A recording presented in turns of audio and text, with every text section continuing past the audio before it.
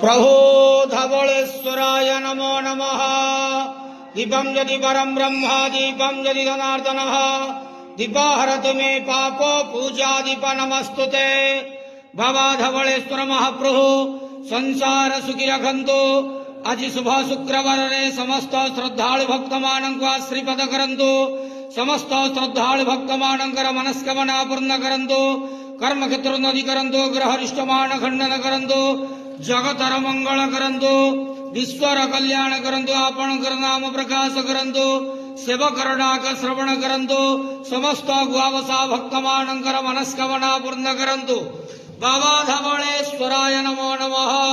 संसार सुखी रखंतु आनंद गवार हरि बोलो। आज शुभ शुक्रवार रे समस्त श्रद्धालु भक्त मानक आशीर्वाद करंतु आनंद गवार हरि बोलो।